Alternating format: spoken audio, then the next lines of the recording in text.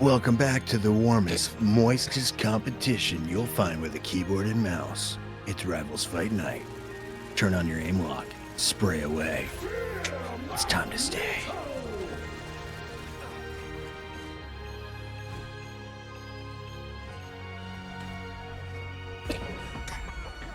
No purple balls needed for that death, ladies and gentlemen. Simply gravity. It's your lady's favorite caster, Mr. X, alongside Uber and Chris Puckett, and we are getting into this one. Uber, I just want to see how you'd react.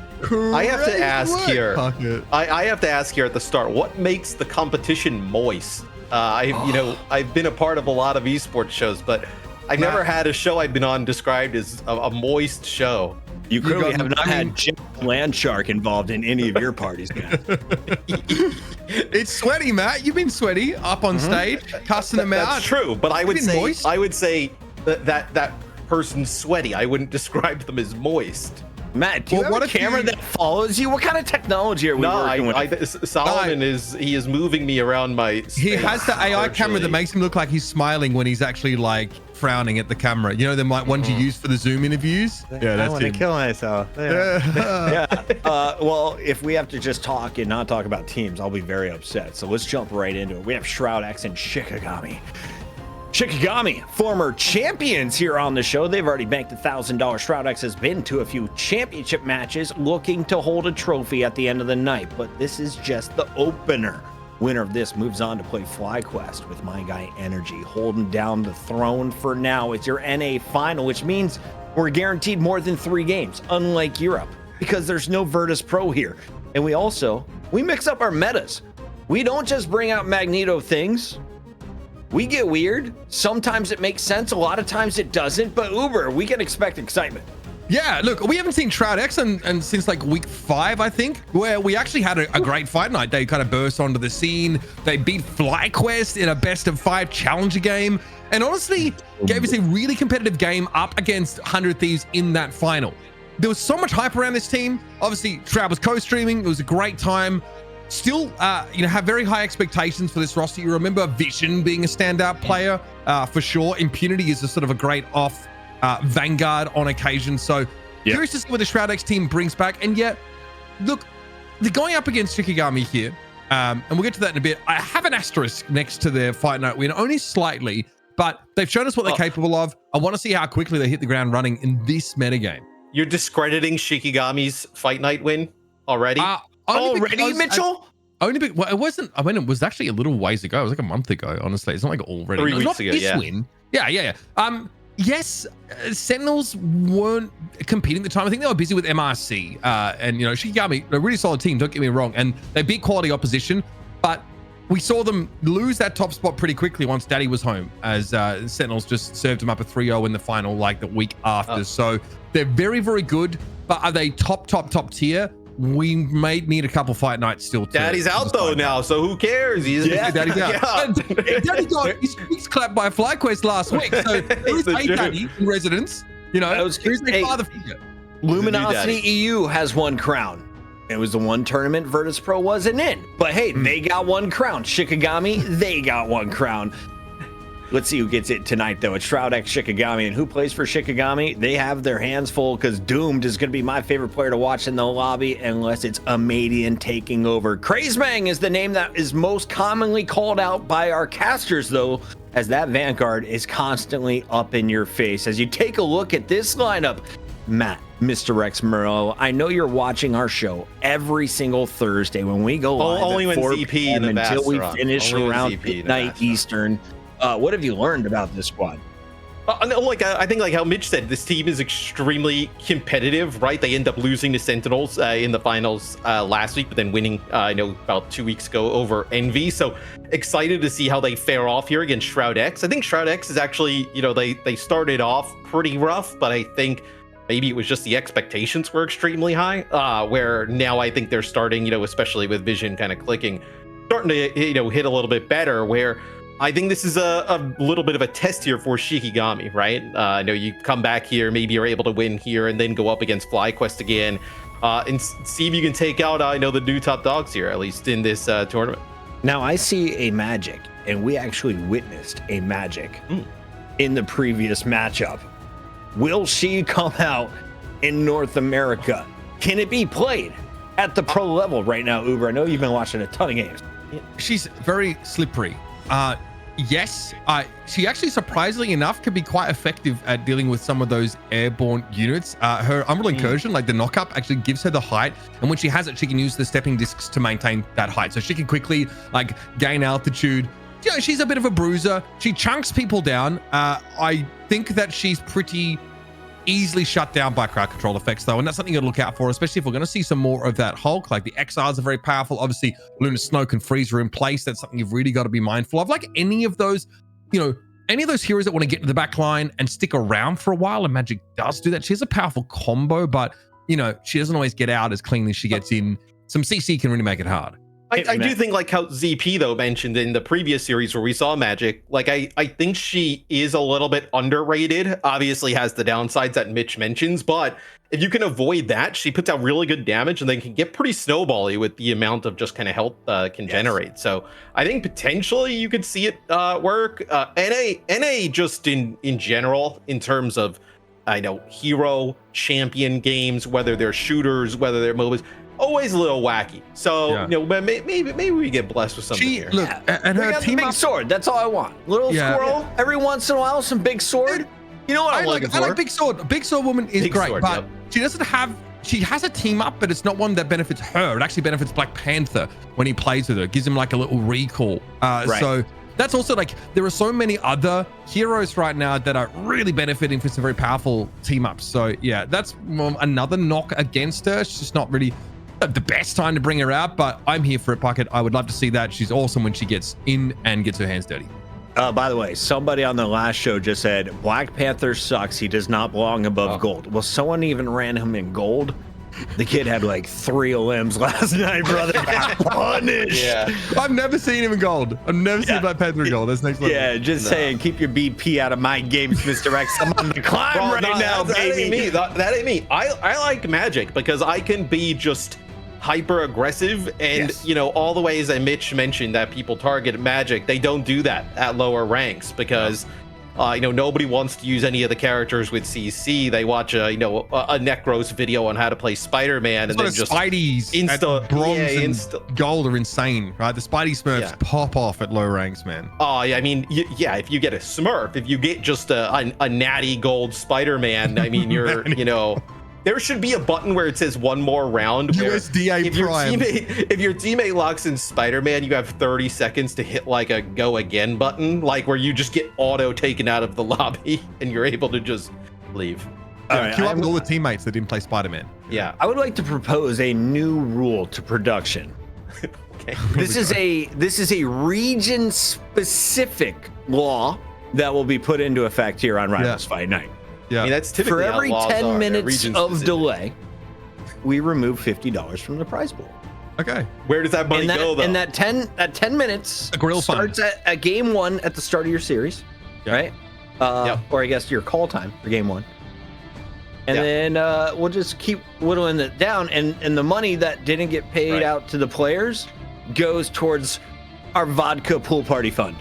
Okay. I was going to say, this sounds like a tax with no benefit for the people, but no, the people are going to get taxed. USDA Prime Angus beef on the grill. You know, I mean, we're eating the primest of now Angus. it's a tax that benefits us, so I'm about it. I mean, to be fair, like this is very NA coded. I'm not going to lie. We get this on our other show, Delog Fight Night, where like 2 to 3 players just go to the toilet without any reason. So clearly, Shroud-X haven't realized the tech of playing with a full bladder actually keeps you alert. Scientifically proven. Yeah. Scientifically proven in multiple journals to make you more alert when you have a full bladder.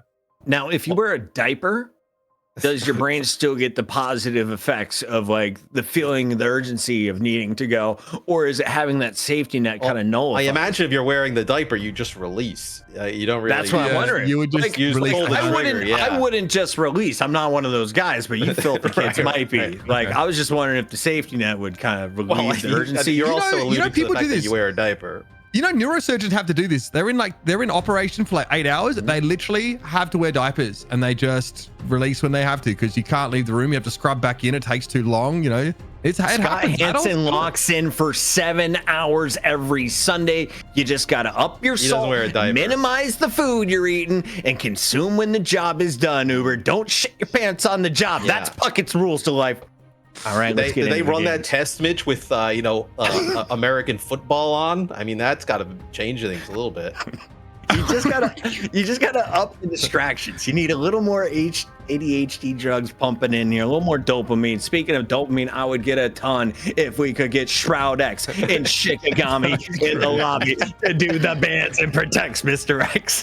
That is crazy. I mean, because you think even once you get them in the lobby, right? You're still, you get the bans and protects, right? We're still a little bit of a way. So. No, I'm running a watch party tonight. Are they like maybe doing a pre-match like interview? No, I don't know if Shroud is.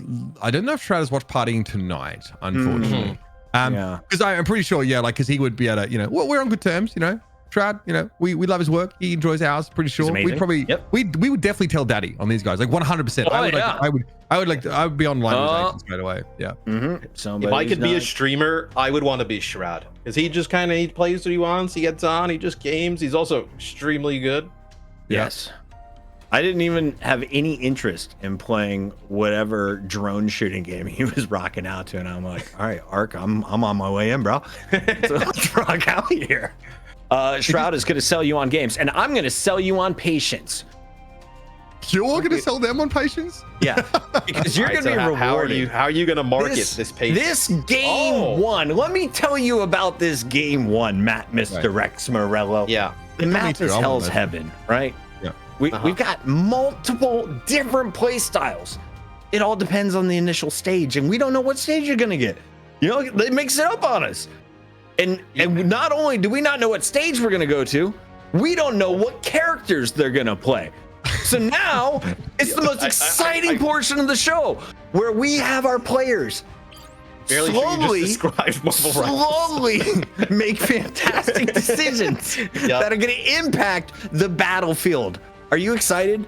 I am. Somebody in the chat also mentioned something hilarious that I should get a bald cap for next time and just be Professor X from the from the X-Men. I mean, honestly, you could just get an education and then I'd give that title to you for free, honestly. If X wants to send me a bald cap and I'll do a Professor Xavier Would you read appearance. a book? I'll give you guys Matt's address right now, chat. Just let us know. All right, let's do that. Doc's the homie.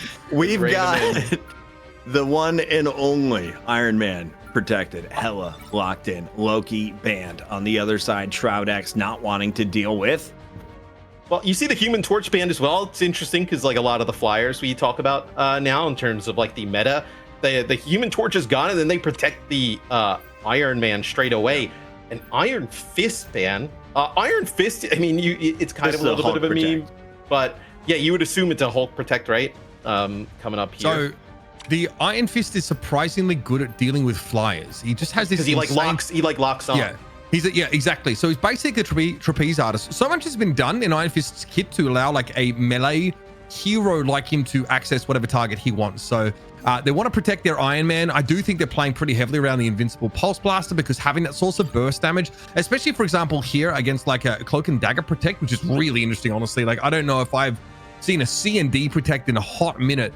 And Luna Snow's here as well with Loki banned out from Shikigami. So pretty rare game. We get the Loki ban.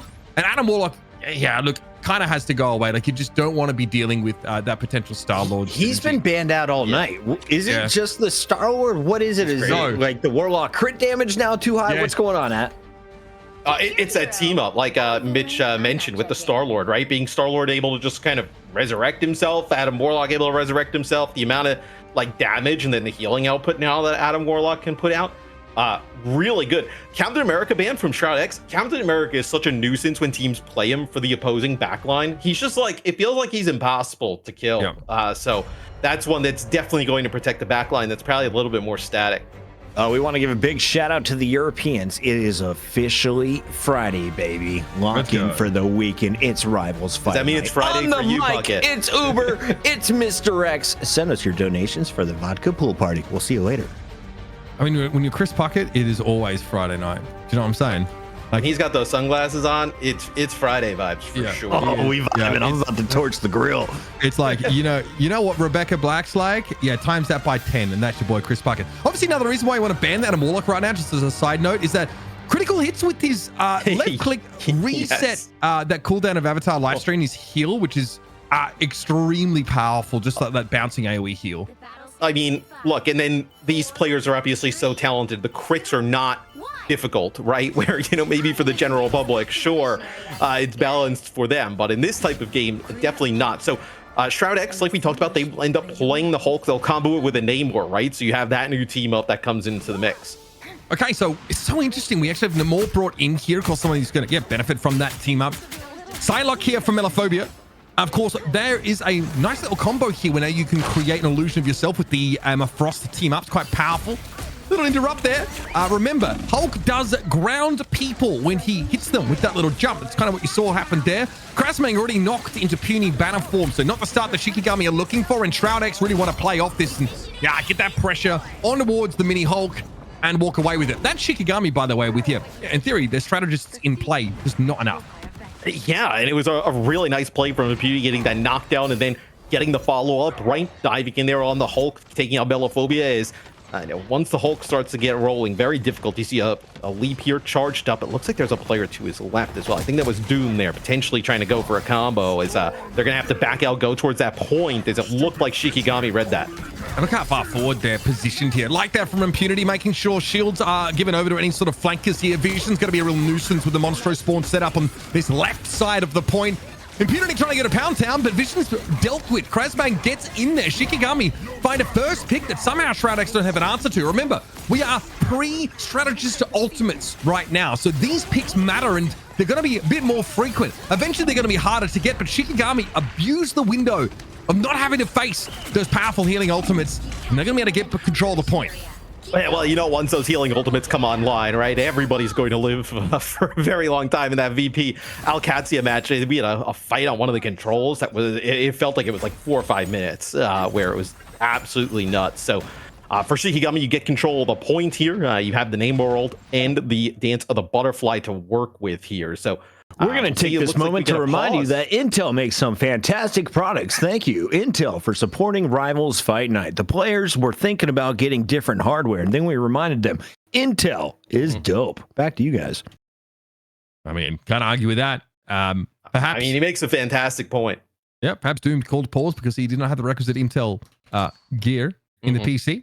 Looks like we're heading back towards a resumption of play here after Shikigami are able to push back into the point, and pretty limited discussion about some of these comps, but the Emma Frost pick here we've seen a little bit of, makes for that brawly frontline, and Psychics be a pretty considerable damage output. Yeah, and it feels like Emma Frost can do just a little bit of everything, right? Which is also just annoying for a lot of the other tanks to work with. As, oh man, Melophobia able to get out. There's a nice barrier thrown in there by Ricky, able to give him a little bit of protection there towards the end. Now the Mind Link, of course, pretty big. It puts you in a 50-50. Your opponents have to guess which one is the real you. Here comes the Dance of the Butterfly now from Doomed.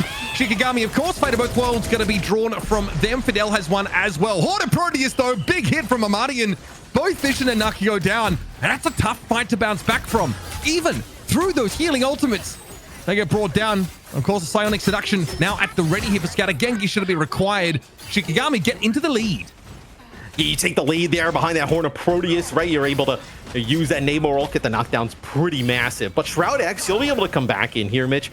You have your own Horn of Proteus, and you also have your invisible barrier. As it looks like Shikigami, they want to back off just a little bit here. They want to allow for them to get back at full strength. Yeah, that's actually pretty powerful. The mutual knockdown between the Hulks is very potent. Krasmang gets exiled as well as soon as he pops Hulk Smash. So where does he go with this? Of course he has the ability to cross the gap, but he's worried about getting burst down, especially if Namor has Monstro spawns set up. Amadian got stunned by Impunity there by the looks of things, but an invisible boundary comes down now for Shroud-X. They need to regain some control. Horde of Proteus deployed there by Vision. Melophobia goes low. Ricky out of the game. Doomed has been taken out as well.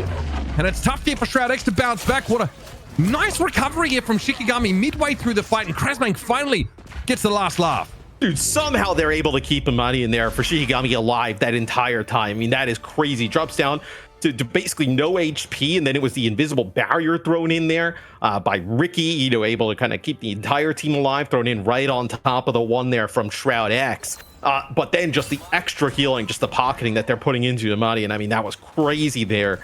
Being able to keep that Namor alive, and you see why they want to keep him alive, Mitch. I mean, 8,800 damage and counting, a large lead over anybody else in the lobby. 0 deaths, 5 final hits. Amadi has definitely been an issue, and honestly, especially a lot of these domination maps, when you lose map control or point control to the Namor comp, even if you have a good diver, like I like obviously what Psylocke is able to provide, especially on maps that are less open. She can make use of stealth, sneak through. Doomed has a big job. I mean, the fact that Amadi hasn't died means that Doomed hasn't really been able to achieve their objective in getting them all down, but it is really, really hard to dive them all at the best of times, least of all now, with a big team up in play. Well, this is going to be interesting here to kick things off, Mitch, because you have both Psylocks with the Dance of the Butterfly to kick things off, right? Obviously, no support ults. Everybody throws them in there towards the end to try and win it. But potentially here for Doomed, right, you can get that value, maybe take out Amadi in the back line and set yourself up to get this point first. High ground be contested here, and gosh, Impunity takes a face full of damage. Okay, Dance of the Butterfly for Doomed. Into the backline. Notice everybody huddling around that Guardian shield. Nice idea there. And the passive healing that Ricky's giving out to Shikigami means that Doomed can't find any purchase with that Dance of the Butterfly. Now, it's time for Melophobe to have a crack at this. Same again. Shroud-X don't even feel like they have to use their Fate of Both Worlds, man.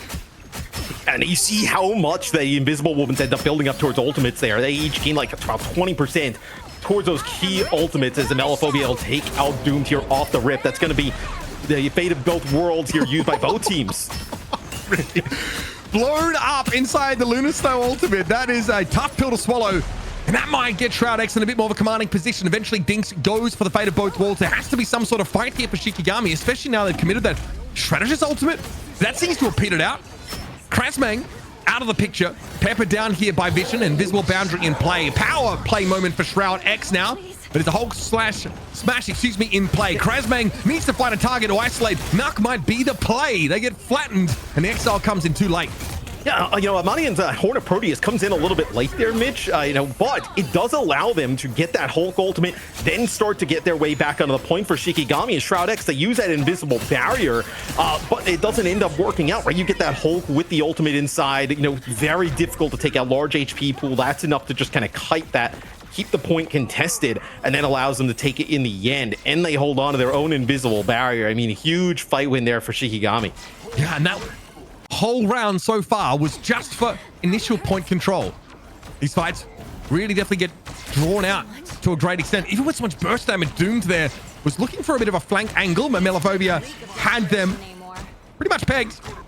And these monstrous spawns here just gonna have to be cleared out before Shroud-X can actually make any forward progress. Shikigami don't want to give them the option. Here comes the Psionic Seduction, and it's pretty rough. Shroud-X, their players being drawn forward now. Shielding being given out for Krasmang, and here comes the Horn of Proteus. Pretty big hit, enough to get Dinks. That is a massive pickup, and now Shroud-X have another opening. Yeah, like no speed, able to get anybody out there. The bubble actually used, you know, Crazy Man giving it over to the rest of the team early on, is they'll actually use the invisible barrier here, so they still want to continue to try and fight this. Fall back behind that makes sense. Drag out the fight, buy a little bit of time for Dinks to come back, because the Fate of Both Worlds off the rip could be pretty huge here for Shikigami. They've lost Krasmang though. He couldn't quite get back into Hulky Hulk form. Psionic Seduction will be available here. Force Physics, so pulls Dongmin in. They're a little bit low. They notice the Horn of Proteus go into their backline. No one really affected by it by the looks of things. And now it's time to go for the Seduction. Quick Cocoon there, used by Amani to stay alive, but Melophobia's gotten into the backline and emerges with both strategists, Matt. Yeah, I mean, that is brutal stuff there, because Shroud-X, you invested so heavily into that fight there, Mitch. You ended up using your Fate of Both Worlds there at the start. You end up using Doom's ultimate there towards the end.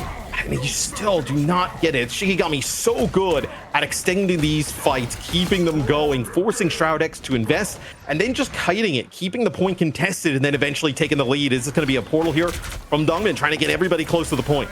That stagger on Impunity, Matt, was so punishing. They've only just now spawned in, but they've got a portal, at least to make use of. Dongmin here, of course, has had to switch over as a result to that Doctor Strange. It's a tough matchup against the Emma Frost. A little bit difficult for Strange to succeed there, but there's some backup. We've got Impunity down there on the point. Invisible Boundary thrown up here by Nuck. This is Shroud-X fighting to stay in the map itself. They lost that first round, and Shikigami been all over it here in the second. Melophobia goes down. Hulk Smash being popped here by Krasmang, and then what a Proteus doesn't really catch on. Vision can't really find a key pick-off. Shikigami close as well to a psionic seduction, and Vision finally goes down. That's the Hulk smash for Krasmang, finally yielding some results. Here's the seduction. Shield up for Dongmin, but how long can he resist for? Not long enough, apparently. Dinks, though, falls. Doom's able to find a double kill off that dance of the butterfly, and it might be more where that came from. A bit of a save here with the Psylocke to keep Shroud-X in the game. Oh, I think it absolutely does keep them in the game there, because I think once that Fate of Both Worlds would have been over there, you would have ended up seeing Amidin use that Horn of Proteus, right? They've been kind of using that when that support ultimates aren't available. You would have seen that Horn of Proteus come in and probably pick up a player or two, and that would have been the game there for Shikigami. But Shroud-X, they hold on here. Doomed coming up big there with that Dance of the Butterfly, but you do have to fight back here through that Fate of Both Worlds that Dinks is going to have. It's going to be very difficult to get through some of that healing.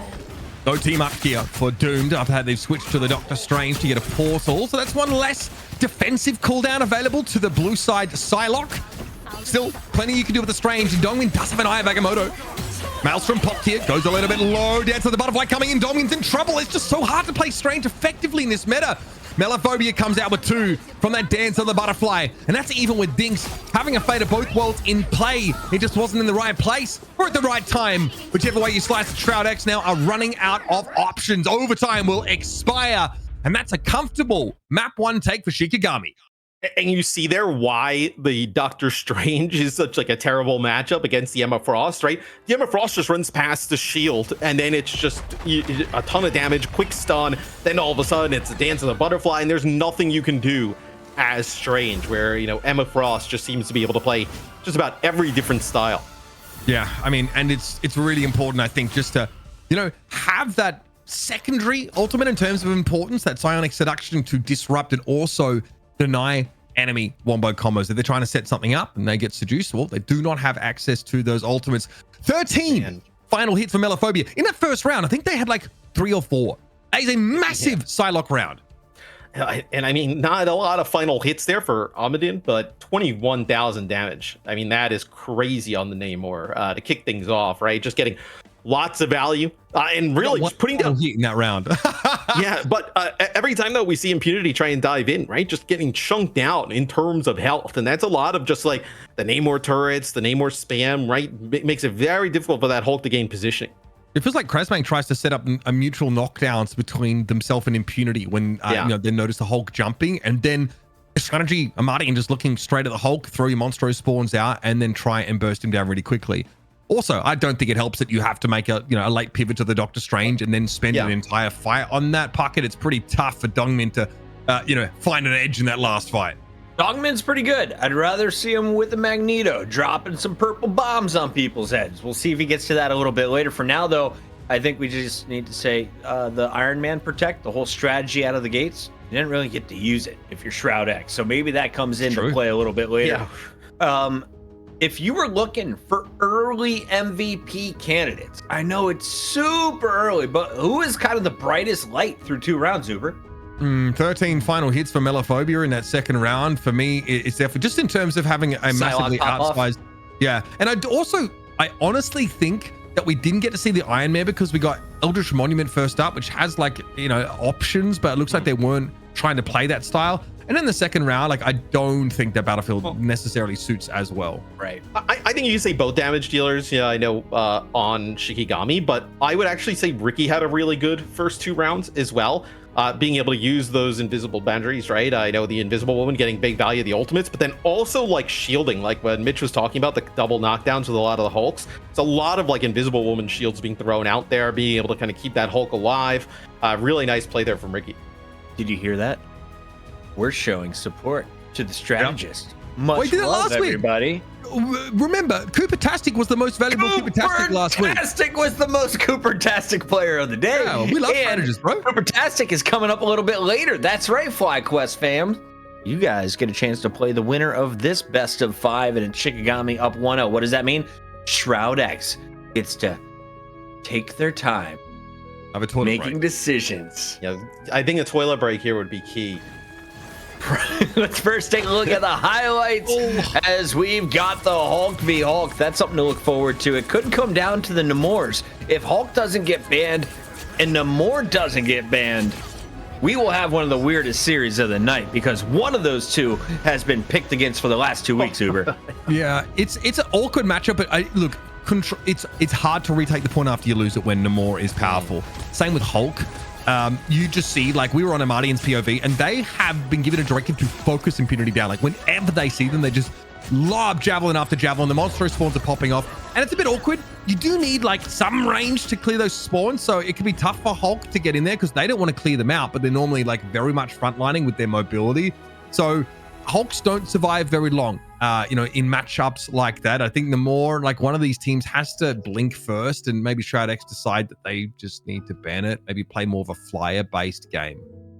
I mean, they did end up banning in at least the first map there, Shroud-X. They banned the Human Torch, but then they protected the Iron Man. So like maybe they would go towards like a flyer strategy coming up. Yeah, you see the bans there. I like the Iron Man against Namor. I think that is pretty decent. I think maybe like the Hulk monster spawn is a bit more annoying, but you can clear them from that long range with that sort of AoE damage, and Magneto has that same capacity. So there are options here, but yeah, those squids live for a long time in this match. Guys, we speak in the deepest of rivals language. Only the experienced and knowledgeable can understand us. But we also got some news, new friends coming in here, and they were wondering, do the bans last across all maps? No, at a certain level in rivals competition, even in matchmaking, you'll go into ban and protect. What's new about this season is they've given us 3 bans to protect. More bans. Even more. Which has actually allowed more control over the type of game you are going to play, because historically you could try and target one team up potentially. Now you can shut down poke, or you can shut down specific flyers. Like you're going to see the Torch shut down by Shroud-X with their first ban after the Groot is removed by Shikigami. And they did that in map 1 too, right? So we'll see kind of how things kind of transpire here with Shroud-X. They get rid of the Human Torch, so we're kicking things off pretty similarly. I wonder if they protect the Iron Man again, because they, like Mitch said, they didn't really get much value out of it. Okay, so they go with Loki this time.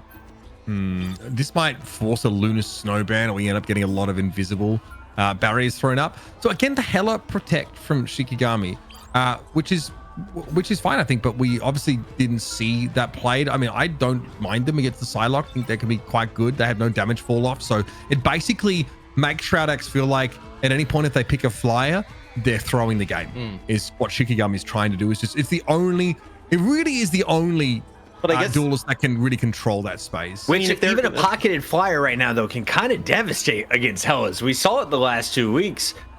Matt, quick note. In the finals, we have FlyQuest. Energy's best character is Hela. Is Shikigami playing with their food? Are they warming up for the Hela battle? I mean, I don't even think they're thinking about that at the moment. I think you're probably just looking at this series. But like you mentioned, Mitch, like maybe they were protecting the Hela against like flyers. What would at least lead you after the first map to believe that Shroud-X is even going to go there? I mean, they protected a flyer and then didn't play it. Because there was a Hela protect from Shikigami in the first map. So I think it's like a bit of a standoff. As soon as like you pick the flyer, they take Hela, and then you probably have to switch back to Psylocke or something else, right? Also, Hela can cause issues for Namor as well. They're both pretty long range, but Hela's ability to like 2 or 3 shot people across the map with no damage fall off whatsoever is always scary, and it does feel heavily skill based in the matchup. So get rid of I'm eating steak. It's a nuisance. You're eating steak. Oh man, delicious. What kind? Is it Wagyu? I got a 3.6 pound bone-in ribeye. Wow. Big old tomahawk. Yeah, no, he's eating Fuggy steak, Matt. You ever heard of that one? Ooh. Yeah. Damn, that was good. Hey, Mitch, we're casting together for 3 more days after this. I know you're short on materials, so you might want to save some of those. God, you might want to save some of those for. I need my Ghost Rider to. I mean, that's a long time. Yeah, the Ghost Rider. The short word on day 1. No, he's using all his material. Coming our way for map number 2, the Shroud-X's selection. On the mic, it's 2 best friends that will never separate. Mr. Uber. With friends like these, who needs enemies, honestly? Hola, Jalia. So we might see something a little different. This is pretty standard stuff. This is when you walk out of where the payload initially is. You can get insta-killed by these mines. I don't know if it's like I don't know if it's worth it because you don't get, I don't know if you get any ult charge off it because I think normally we switch off the Penny Parker. Maybe Krasmang has a different idea. She is pretty not great on the attack side. So yeah, here's a switch. The idea being, I guess you can like blow someone out on the rollout. I don't know. Triggering would be a triggering play there. So Shroud-X on defense here, Mitch, still actually have the Punisher in the mix. So Punisher with Rocket in Namor. So just a lot of damage, just kind of consistent damage being put down. I'm curious to see how they're going to go about keeping Crazy Mang alive there for Shikigami, right? I know did a great job on the Hulk in map number 1, like we highlighted, but dealing with a lot of pressure now.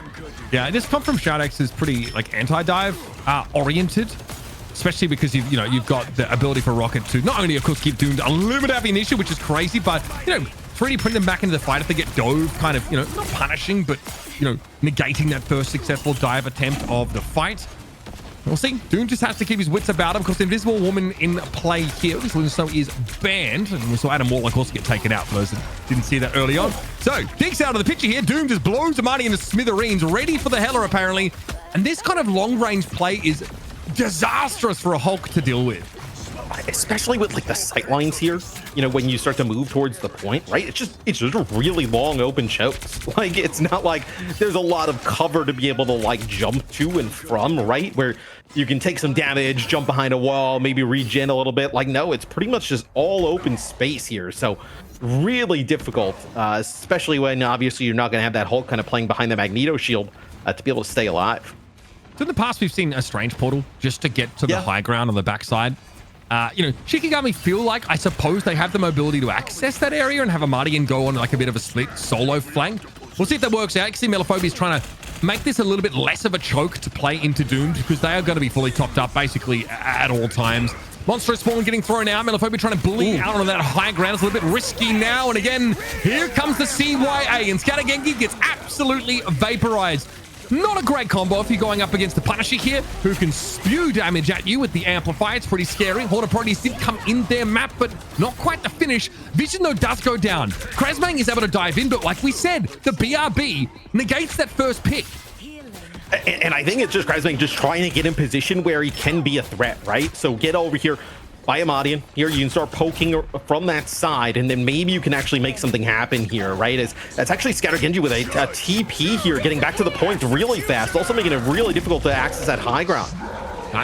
Invisible Boundary, very good against Final Judgment. Cutting line of sight away from Punisher is the best way to deal with him. So Invisible Woman, great look here for Ricky. Another good showing here in this second map. So eventually Shikigami, they can break this Punisher-based setup. There are some areas where Doom can try and do the same thing, set a good turret up here on this map. We'll see if they stick to the pick. Well, like Doomed obviously has the shotgun to deal with, but like that's not the strength of Punisher, right? It seems like it's just like a last resort. Where, you want to be in the, but ideally though, you want to be in a turret. You want to actually be with your machine gun long range, creating space, from you and the enemy, and being able to use those weapons and just kind of chunk players down over time. Where you close that gap or you block it off like an invisible barrier, it makes it very difficult to get anything. And you're not going to win that battle, but that's going to be Impunity taking it out of the audience. And Impunity has to know that somewhere the Heller is lurking, right? We are Hulk Smash here just to get out of puny banner form so we don't give up a free elimination or make ourselves useless in this upcoming fight. Amadian has to split push a little bit. There it is. Hulk Smash activation, lock Krasmang down, and now the Punisher can get extra damage across the map. So that will be puny banner now imposed on Krasmang. This will slow Shikigami down a little. This is great though for Shroud-X, right? And then you get the kill on the Krasmang, so now he's going to go all the way back to the spawn, so you get even more time off the clock. I mean, that was a sick play from Impunity, right? Being able to take out Amadi and then using that Hulk ultimate to just kind of like juggle Krasmang for a bit and then get the kill on him. Yeah, I mean, again, when you've got eyes on that position, they're out in the open, it's pretty easy to pick off. You can see them trying to test Melophobia's spot. Impunity's really wants to try and dig this Namor out, but Impunity's teammates need to clear the Monstro spawns, and there's a fair few of them available. One right click, they start going absolutely bunter on you.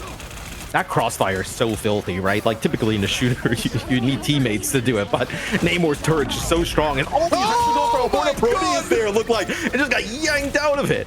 I think, okay, so they still keep the Horn of Proteus by the looks of things. They're going to come back with it available, but that is devastating. Melophobia An easy drag down there for Impunity, who's been my standout by far so far. Yeah, I think he saw Doomed using the Punisher turret from a far away, right? So he's up in the sky, and he had like the kind of circle, the ring, to actually kind of call down that Horn of Proteus, but just got interrupted right before it as you were trying to go for that Punisher when there was no mobility for the Punisher there. I mean, that was a sick play. Krasmang is getting absolutely farmed here. Doomed in the turret is obviously a problem. There's also a Meteor Rim available now for Dong Min. Great burst damage, of course, when these... Again, it's more so probably throw into the invisible boundary, if I'm honest with you, just to try and deal with, Ricky blow them up. But also, you can shut Dinks down, who will have that healing over time in their ultimate as well. Tons of options here for the Magneto, and also a great space creator. I was thinking more for the Cloak and Dagger roll, like you were talking about. But, dude, we're going to have both teams saving up for 6 ultimates each here. We're now below a minute. Shroud-X has done a fantastic job on defense. Getting this into OT is Shikigami. Obviously would take map number 1, but Shroud-X putting on a clinic here on defense here in the second map. And I just noticed again, both duelists taken down. This is almost unnecessary. Is there an Eternal Bond used by Dinks? You probably don't even bother wasting it. And because Dongmin's playing inside, no one's charging up that Meteor Rim. It's not the hugest amount of damage. Scattergengi here, hoping not to get staggered, and Impunity just blasts them on down. Elsewhere, Doomed finally falls, but it's an elimination map that doesn't amount to anything. The Punisher will be back for the next fight. And you have Krasmang. I mean, this is brutal. A stagger here onto the Hulk. So that happens with about 15 seconds left. It's going to be very difficult. You're going to get this Hulk back in the fight really towards the end, and some great ultimates here for Shroud-X potentially close it out. All right, tough round for Amadi and Matt. They've been picked off by the Hulk, by the Magneto, twice as well. Time is short here. Scattergengi gets a course over towards the payload. Krasmang gonna drop on in. Here's that Eternal Bond finally getting drawn out of Dinks, but it's pretty easy to counter with an invisible boundary, and Melaphobia gets ruined by Vision. Great exile. Not easy to hit that at all. Krasmang interrupted on his way in. Hulk Smash still active, but look at that. Final Punishment just blows him to smithereens. Final Judgment, excuse me. So much damage vomited from Doomed, and Shikigami stopped in their tracks. The Final Judgment and the Horn of Proteus save there towards the end, right? They have to use the ultimate from the Cloak and Dagger, right? Because it's the only support available for the time there for Shikigami. And then to have both of those duelist ultimates there to use, I mean, perfect position there for Shroud-X to be. And I tell you what, they did map number 1, we talked about how good Krasmang was as being able to kind of stay alive on the Hulk and getting in and out of situations. Shroud-X definitely did a much better job in this second map of punishing that Hulk. I mean, no doubt about it. It is hard, and honestly, having the shield is good. It gives you like that brief window of invulnerability, farm up your ultimate. But I think if you're going to try and dive, over in the direction of this Punisher, you might have to really commit to that strategy. You might have to really sort of go all in. The problem is that like Rocket, it's hard to dive. Obviously, force physics makes it really annoying. Like if you were to play, for example, Venom, you go in, you get force physics, and then you get shot in the face by the shotgun from the Punisher. It's just, and he's got unlimited ammunition. He just doesn't care. Yeah, Venom just becomes a pinata at that point. Just explodes there. So I think, dude, Shikigami, this is going to be difficult here on defense. I would like to give Krasmang a quick shout out. He had the first Bruce Banner multi-kill spotted tonight. Okay, there we go. It was like they stopped moving though. It does count. Like I'm not going to take it away, but I mean they. But like, is there? It's 2 of his 4 final hits, Mitch. Are you really going to take half of them away? No. He can I was disagreeing with you, Pocket, but now I kind of agree. Mitch is being too negative about it. I've come around. I'm not taking away from him. You guys doing me dirty here. Here's the more expected. Doctor Strange strategy, getting the backside and up. Martin's dead again. That's not good at all.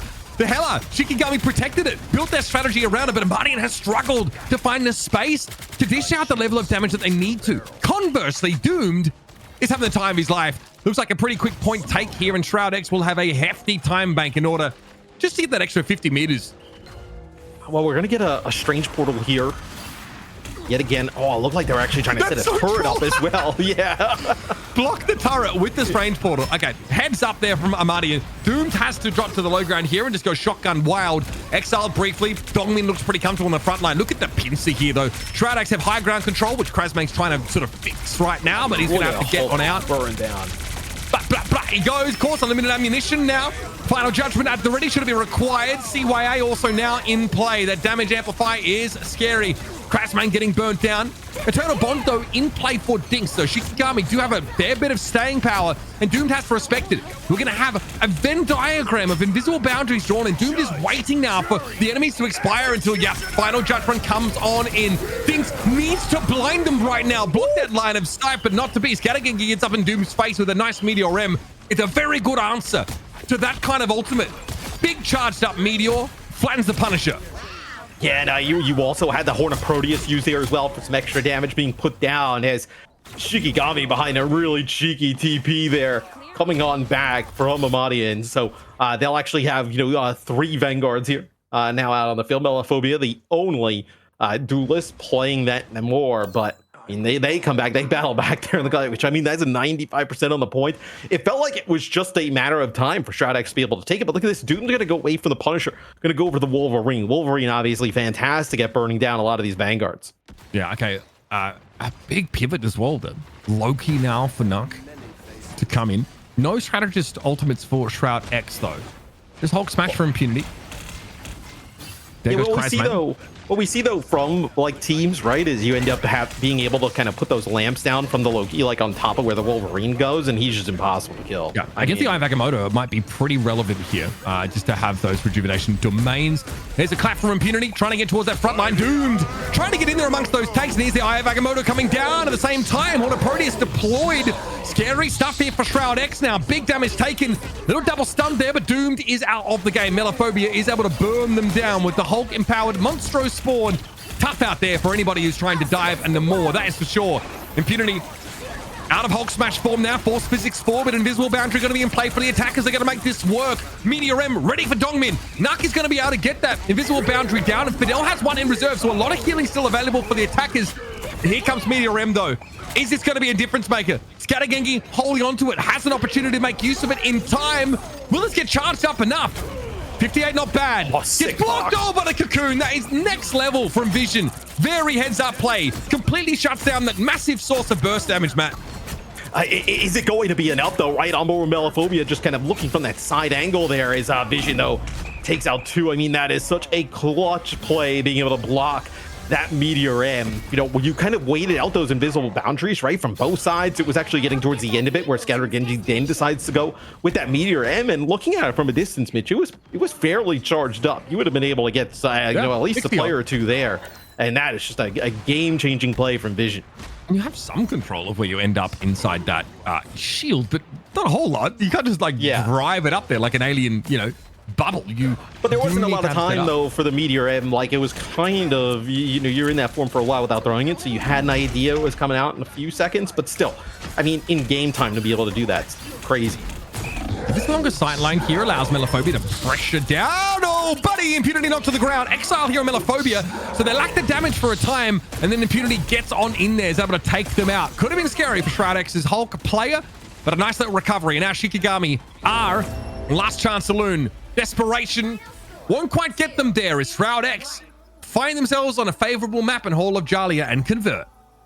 It got pretty dicey though for Shroud-X on their offense, right? Shikigami started to put together a pretty good defense there towards the end, but like we talked about, I mean, blocking that Meteor M is massive, and then it seemed like after that there just wasn't a lot of distance for the payload to cover, right? You get a few kills, people stagger it, and then you just kind of ride it on home.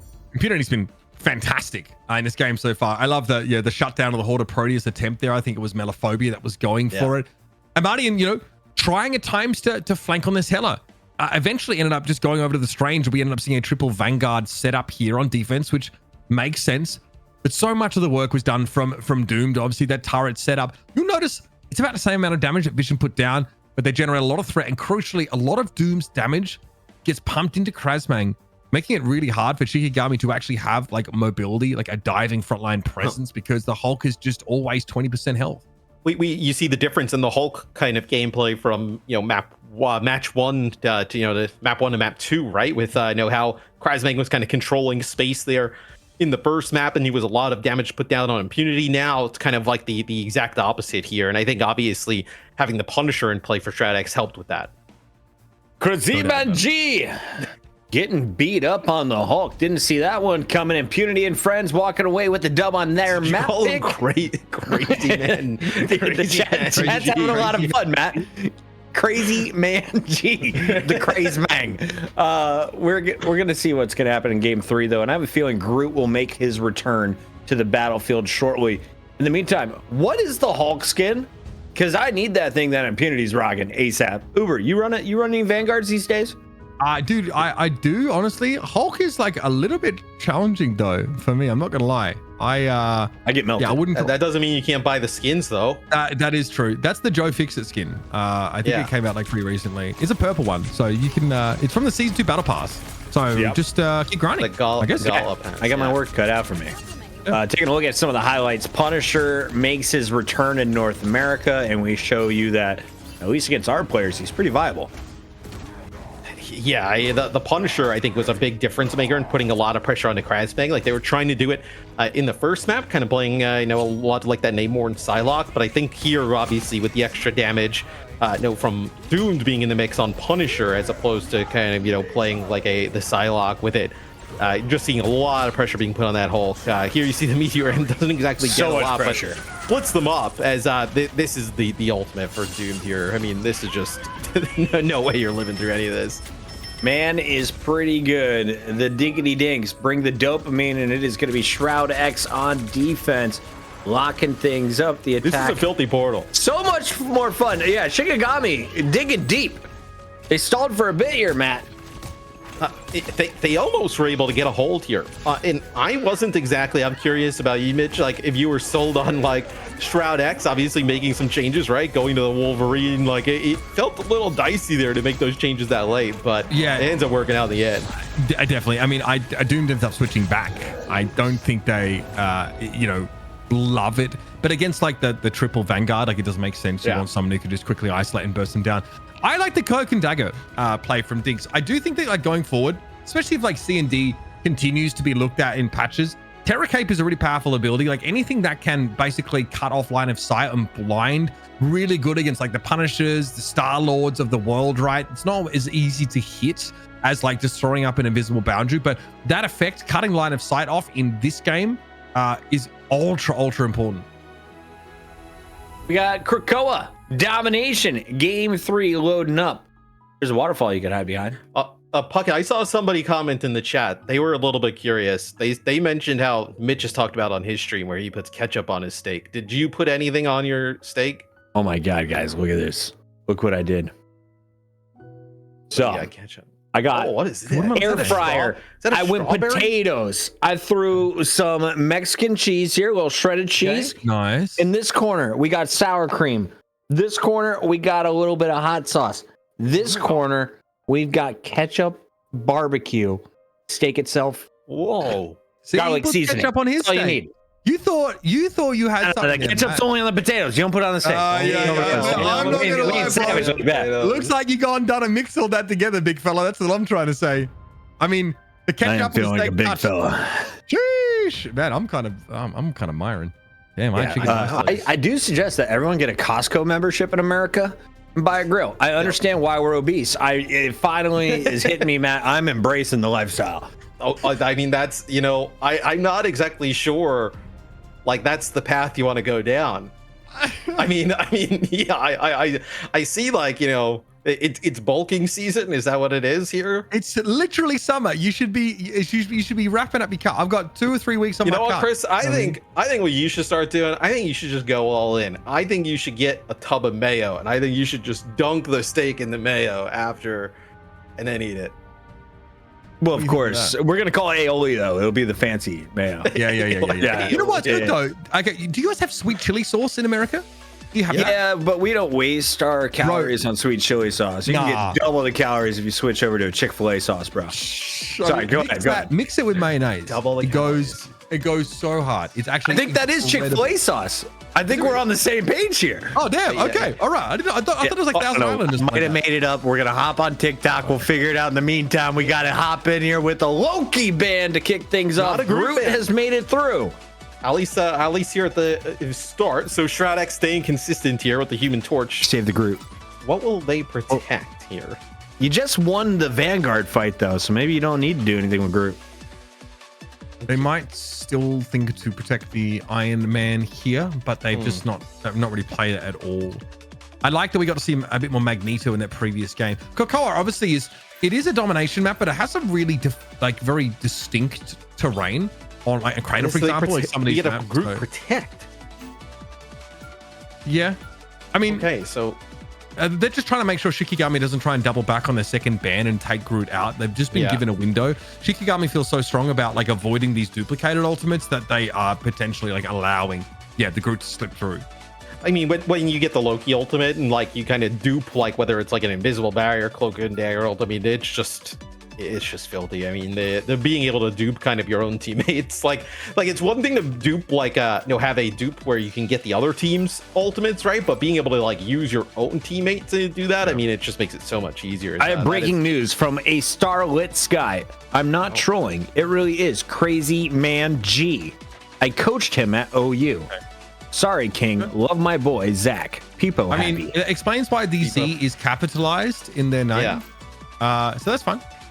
Crazy Man. I just like I have a policy. Crazy Man G? Nah, that's a crazy man now. Crazy. Yeah, I mean, I'm inclined to call him that, but when we actually get a confirmation, we try and refer to them. Well, you would correctly. think though, if it was Crazy Man G, his name would be like George or something, right? But if his name's really Zach, that's a bit off. Yeah, I'm actually confused. He's a G, like he's a G. Like a what?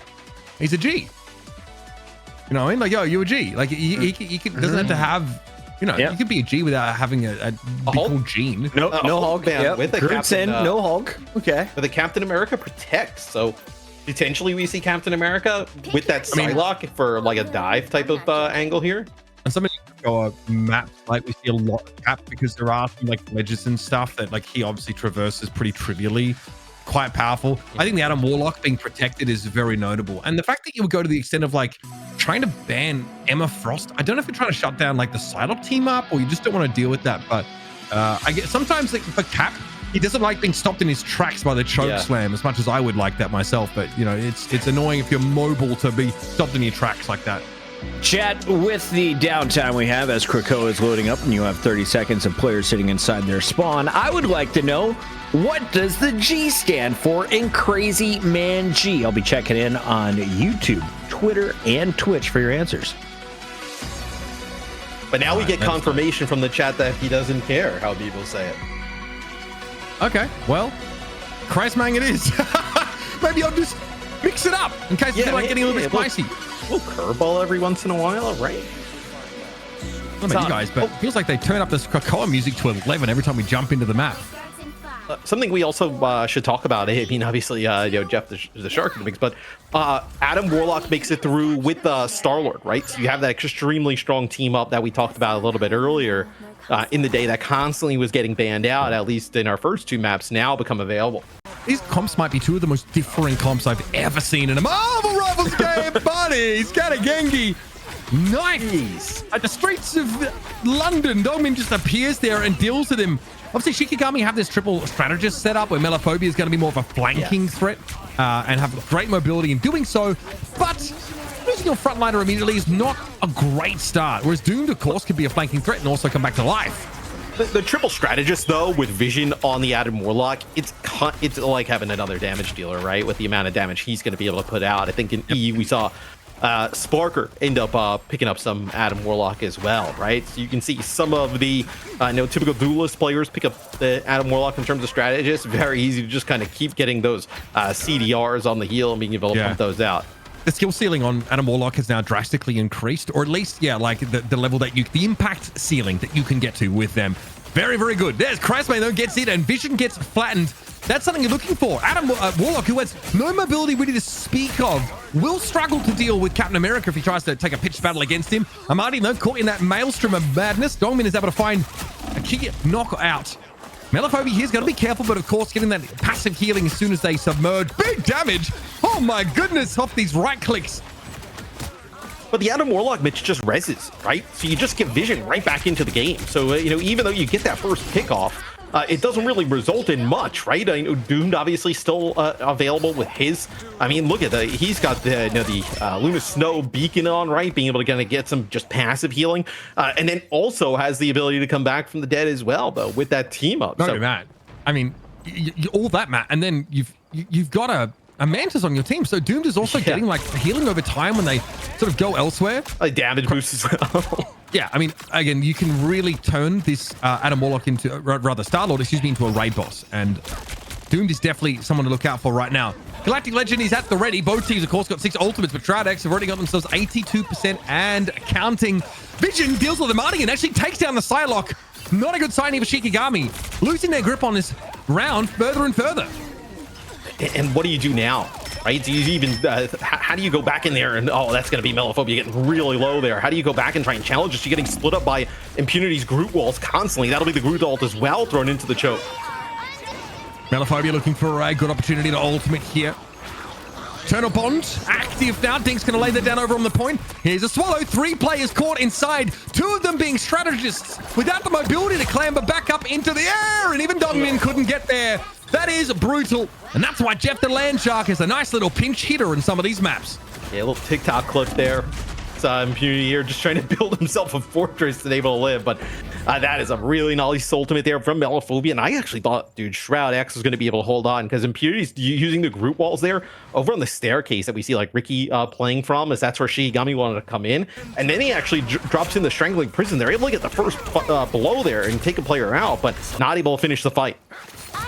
Dancing the Butterfly active at the moment. Melophobia just dancing the portal for the time being. Amadi eventually comes out of that ultimate now. It's about finding a squishy in the back line. Fate of Both Worlds in play here for Fidel. Melophobia in damage mode now, as they're not needed to do any healing right now. Means Terror Cape's also a decent option, but look at this AoE splash that Melophobia can go for. Fidel, Nuck, Doomed, all dealt with. Karmic Revival, Pop Vision being able to bring 3 players back into the fight, and they will be dispatched as soon as they are returned. Melophobia getting rid of the Star-Lord here.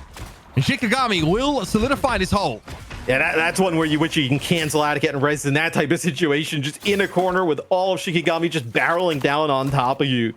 You just get res over in that side and you just get taken out. As I wonder, do you think it's a little bit harder here to like now once you have this like triple strategist set up, right? So Impunity will actually make a change here and go to the cap. I was like wondering, like, is it a little bit harder to be the attacker here going back into a fight, right? Where Shikigami can dictate the pace and you have to be aggressive as opposed to, at the start where you were holding on to the point. It's not as bad to come back in because we're not dealing with a bunch of Namors here. But I still think like Shikigami is such a big advantage. Shroud-X needs time set up, man. I need to get Doomed in position, topped up with the damage boost, with a bit of healing. And so it just gives over a lot of percentage to the other team. Like Shikigami have turned this now into almost an even game. Looking to catch up. Big freeze on Doomed. Here's the Galactic Legend coming in over the top, though. Doomed needs to find a big pick here. But the Eternal Bond is going to be hard to cut through with this damage. Basically, Star-Lord shut down as soon as there's a healing ultimate in play. And Melophobia ends up using the Jeff ult here. Okay, so gets one, actually gets Fidel. Don't know if he's gonna make it off the side. Yeah, he's gonna get just launched for a riot. It's a Meteor M there from Scatter Genji, but doesn't get anything. You're gonna actually have Vision come back to life as well. Okay, a bit to work with here, but no, front ladder outside of Impunity in play. Doom goes low. The healing, though, is coming through. Vision providing that, but Melophobia has been an issue. Here's the Freedom Charge, buddy. This could be curtains for Shikigami now. Shroud-X get the flip in overtime, and Shikigami get wiped off the map. It's a triple strategist off the start. Okay, we have actually a TP that comes in here from Crazy Man G. It's going to get Amadi and Ricky in the action. It's, dude, you can get this, Fate of Both Worlds. Potentially, you can make something happen here. It's just some TP shenanigans there for Amadi and just trying to dodge the cat. Strangling Prison comes down, but it's going to be another Galactic Legend deployed. This time, Doomed might have to contend with a... Oh, never mind. There is Sport Ultimate in play. Healing there is pretty good, but Doomed is still able to get Melophobia because they're playing outside of the Fate of Both Worlds. That's pretty big. Ricky's ultimate now expires. Fidel's Fate is active, though, and it's another Karmic Revival here for Vision. Wanted to try and pop it there, but Eye of Agamotto could be an issue. Scattergenki finds 3. Vision goes down with that Karmic Revival, and now Shroud-X get wiped. I don't even know if they have enough time here to switch over to a Strange. Overtime starts all over again once Shikigami flips. So Nuck can get a Strange portal into play, but they have to be quick about this. Real quick. I don't think they're not going to be able to make it through. So you get the Strange portal there, just not able to get anybody out there to keep it contested. So Shikigami steal away that first round. Is It was that Shikigami ended up TPing back to the point, and even with the strangling prison thrown in there from Shroud-X, Ricky had the fate of both worlds going, right? You're able to just kind of keep players alive for so long without Luna Snowball that even with Doom getting a res, and then also Fidel was playing the Mantis, being able to get a res there as well, without Vision popping his ultimate, you're still not able to take the point there for Shroud-X. And again, pretty nasty showing from Jeff the Landshark. Carousel is the kind of map though where it's easier to get those environmental eliminations. Cradle, a little less so. Obviously, there are parts of the map where you can try and knock people off, but it's a bit more, not enclosed, but there are less of those ledges close to the fighting areas. We'll see though. Melophobia seems confident. Still that Jeff ultimate, still very handy if it's not going to guarantee you, mass team wipes. Out of the gates we come again. Shikigami off to a good start here on Krakoa. It's time for Cradle. We'll see though if Amadian and Crazy Man G can collapse on the back line, right? Get in position with that Captain America, maybe cause some chaos here as Melophobia getting close to the Jet Bolt as well, with the Dance of the Butterfly available for Amadian. Nothing to be really kind of counter it on the other side. Maybe the Spirit Bomb there from the Adam Warlock, but still probably gonna lose a player or two. Amadian just takes some free poke damage at range, but Blaster Barrage comes in from Doomed, keeps him honest though. Again, Cloak and Dagger has some amazing area of effect healing, pretty potent in situations like this.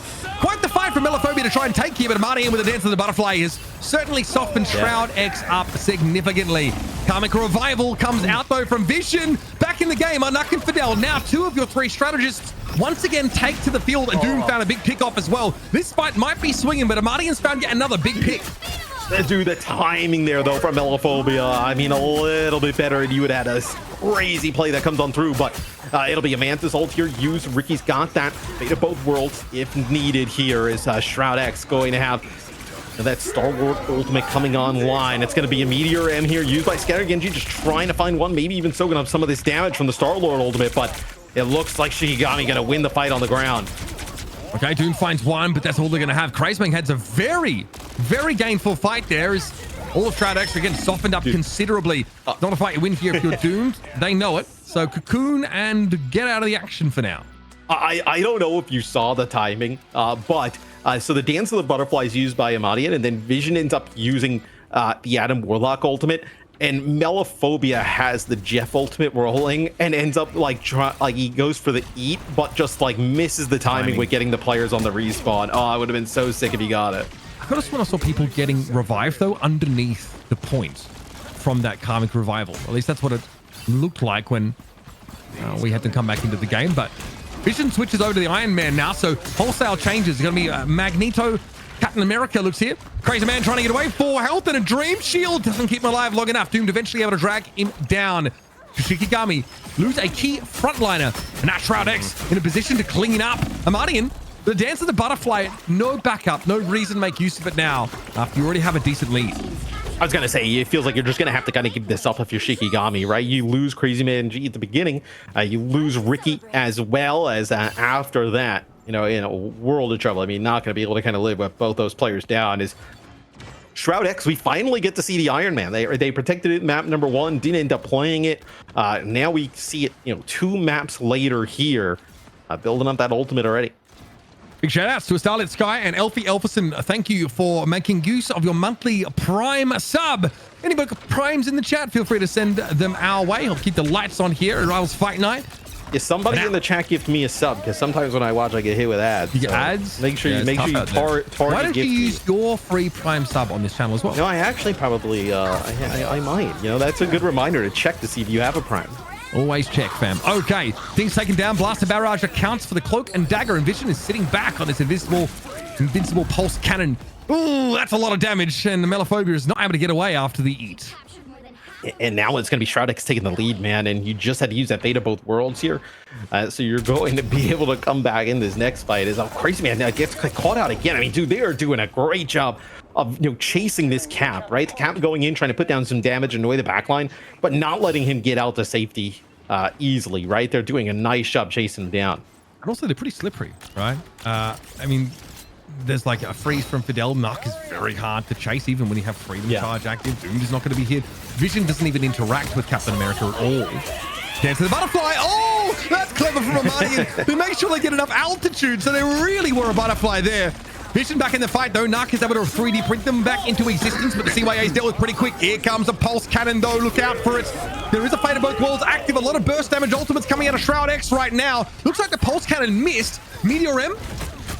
Anybody? No. Okay, Freedom Charge giving some very important overhealth now to Shikigami as they look to play the long game. The burst damage ultimates are down. Impunity, though, does deal with the Psylocke. Player advantage by 2 here for Shroud-X, and it's only getting worse for Shikigami. Big spend for Shroud-X, Matt. Dude. But it works out.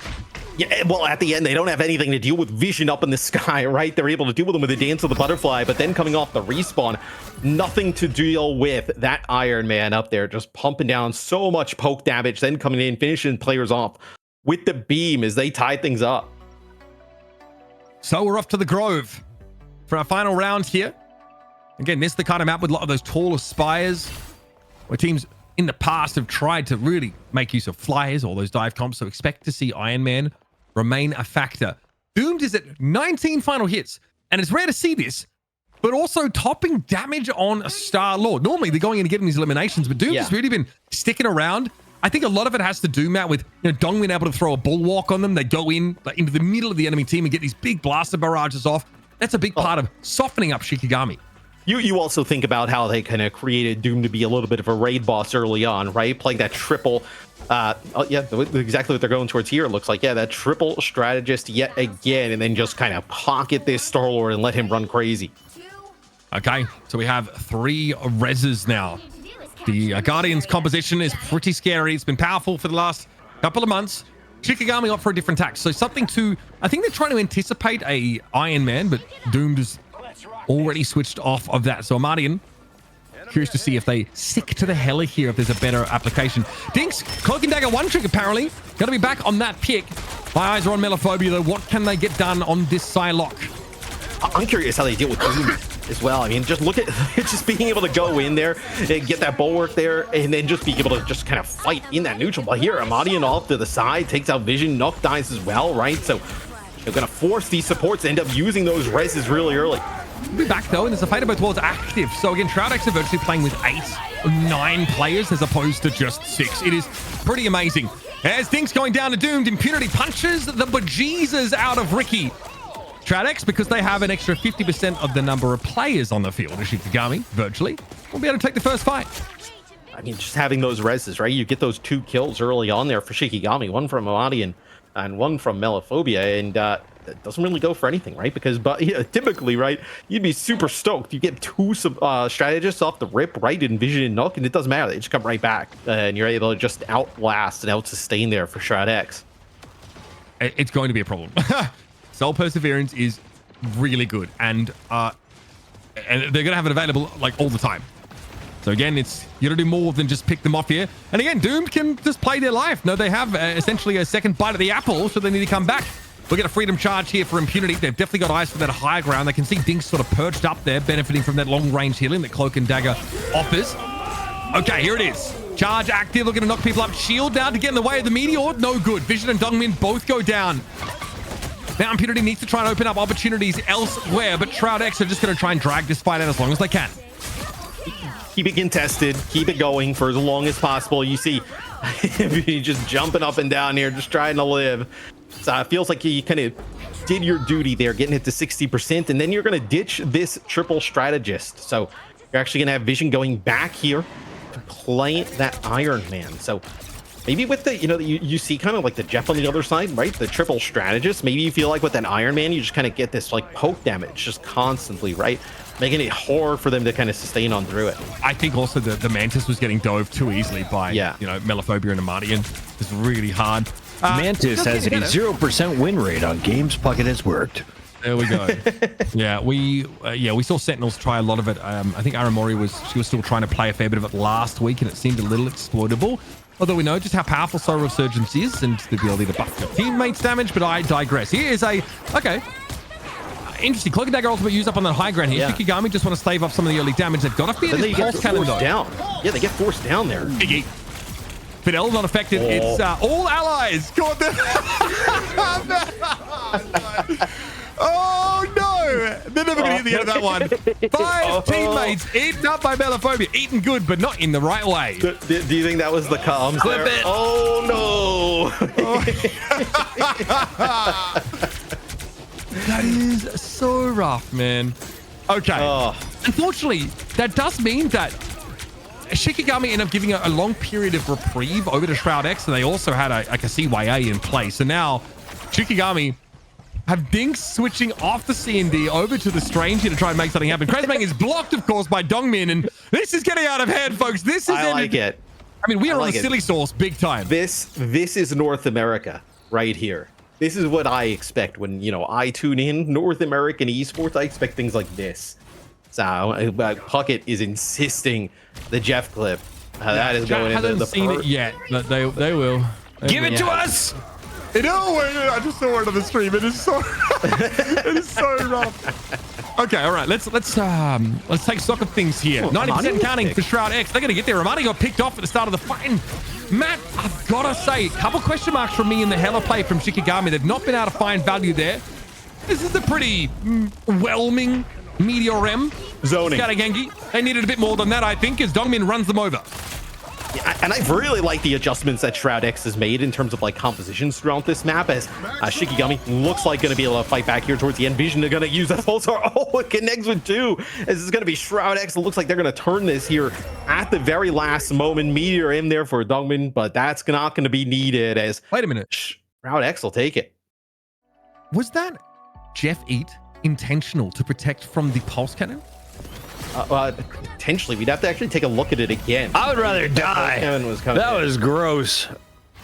It is honestly, it's possible. The problem is, so obviously there is a problem because you're disrupted if you're sort of trying to do something there as Shikigami, maybe interrupted. But if that is the case, then that's actually quite the opposite and a very, very, very big brain there from Melophobia. Who, I mean, you rarely see like a Jeff ultimate used in that fashion, right? To like help the team in a way by like kind of obviously making them you know, almost like immortal in that sense. But I mean, that would be crazy if that's kind of how it worked out. Also said that in the chat, so I wonder. Yeah, okay, we'd have to go and check it out because I do think there was a pulse cannon coming from Vision at the time. Yeah. Interesting. Okay. Well, that said, Dongmin has an amazing map, by the way. Krakoa, they end up with 15 final hits and only 7 deaths here on the Magneto. A great showing in general. Shikigami looked really competitive, Puckett, up until things get a little bit out of hand, a little bit haywire in those last couple of moments of the Grove. Did you know over on youtube.com/Rivals Fight Night, you can scroll back to the Jeff highlight over and over and over and over again? Or you can join us on TikTok and we'll post clips like that for your entertainment. Shroud-X up 2-1 and we're going into a game 4. Mr. X, I love having you on the show. You bring the chaos. You bring out the best and the worst in our NA players. We knew they had these ceilings. That's what I aim to do. But did you know they could have these floors? Yeah, I'm a ceiling raiser and a floor lower. I know for gameplay. As call Matt the builder at home. Yeah, I'm definitely not a builder. I am terrible, but I really liked just kind of Shroud-X using these different types of compositions, and it also seemed, at least to me, right, where as soon as Shikigami would make the adjustment here, you know, with changing their comp to play, I noticed something maybe a little bit more advantageous against this triple strategist setup, they were able to pivot rather quickly. Shroud-X, they knew exactly what they wanted to go to. I love it from Melophobia as well. You make sure that the enemy Strange doesn't actually have time to hit shift by getting right to the edge and completing that elimination. You can see how powerful the sort of Karmic Revival is, but you kind of need big healing throughput instantly.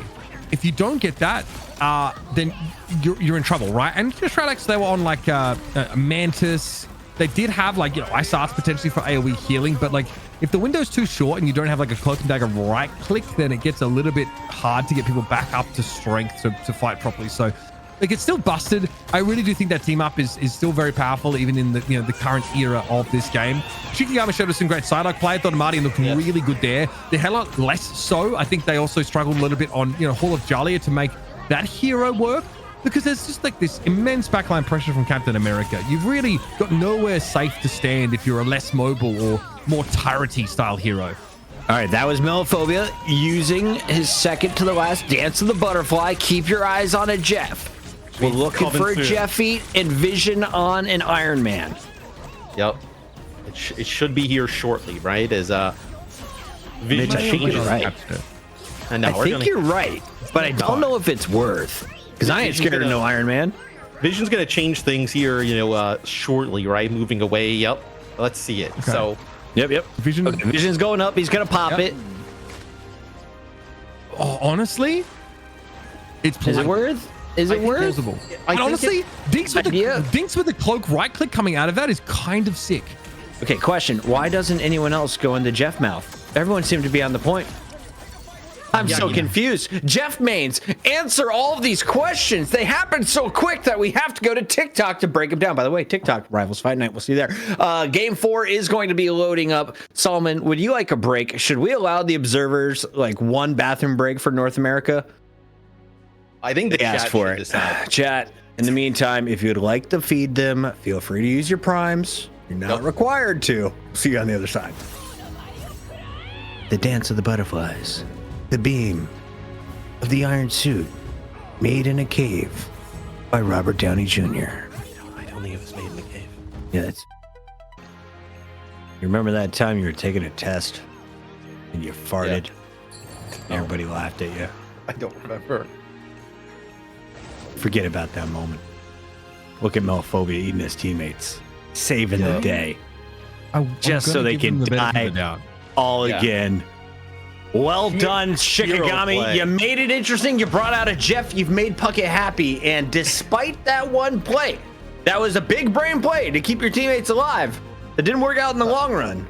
I'm You had also some fantastic highlights. The thing that I've been thinking about for the last 5 minutes is, Pucky, you said Iron Man's suit was made in a cave. Are you confusing him with another superhero who, is maybe like based off of like an animal who actually made his, cave in a suit, drives a car? No, not Batman. Car? Are you confusing No, him? definitely not Oh, Batman. that No, guy, no. Wasn't like Tony Stark's origin story, like, hey, I gotta put this battery in my heart. Yeah, but I'm pretty sure he was like stupid rich. I don't think he was in a cave.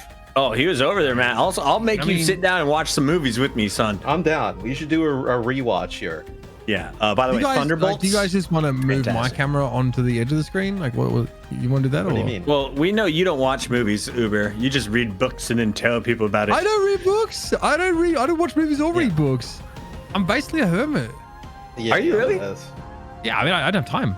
This man was bro. skiing in Italy in April. Don't Okay, listen to him. alright, Chat. alright, We're alright. going into That's the game worst number holiday 4. 2 years. This guy, Me and my social elite friends went down skiing on a snowboarder-free zone. It was Switzerland. fantastic. It was Switzerland, first of all. so unbelievable. I second- don't do anything more except to It's essentially ski in yours. Thanks for the Swiss Prime Alps. sub. Thank you very much for supporting the stream. Keep it coming. If you guys have a Bam. Prime sub, check for it.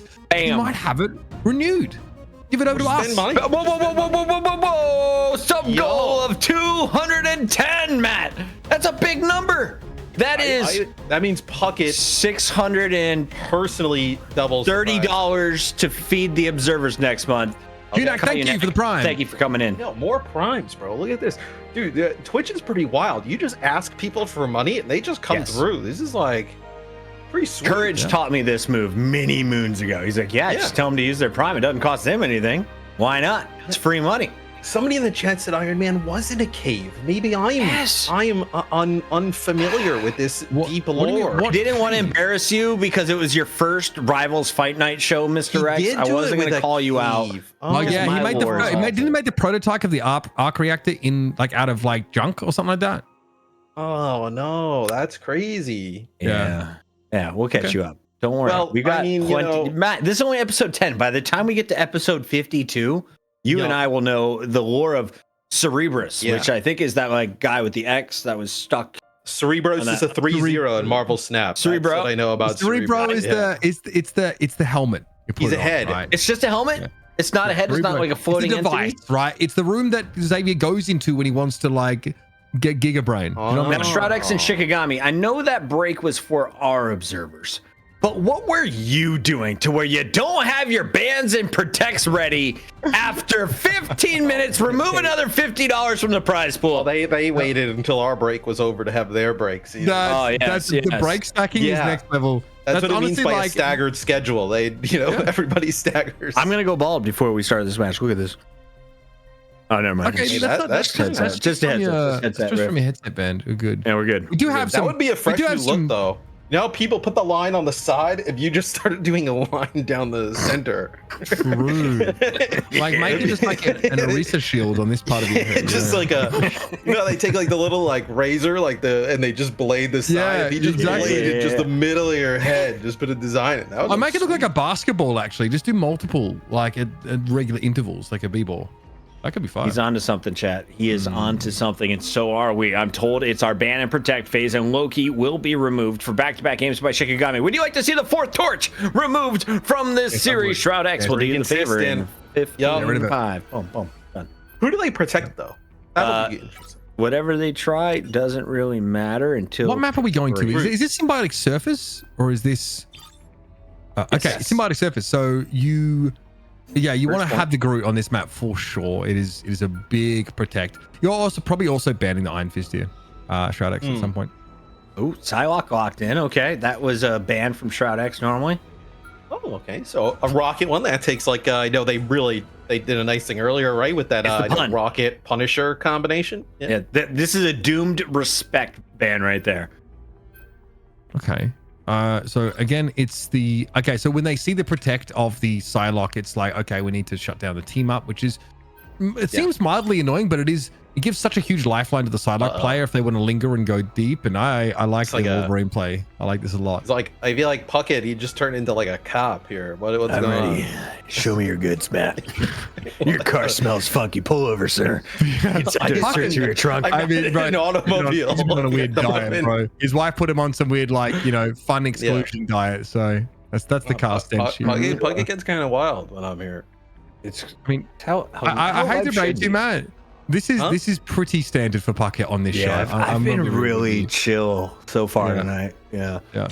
We're going into a game 4. You get to see it in game 5 if we get there. Shroud-X, the giant party. Could make all the difference. So they do get rid of that Iron Fist, like you talked about, Mitch. So they do get rid of it there, but it's at the very end. So they protect the Wolverine. So potentially, like if they run any type of like tank heavy comps, like with that Groot in the mix, you have that to go after it.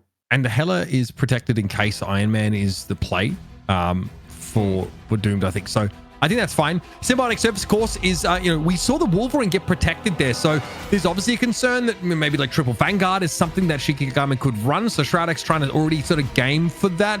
And there's obviously like those little high ground platforms that are pretty good staging grounds for Wolverine to go in with a leap and try and dig someone out of formation. So those are all well worth keeping an eye on here. It's very defender favored, especially if you have a Groot that could just make it really costly for attackers to walk up.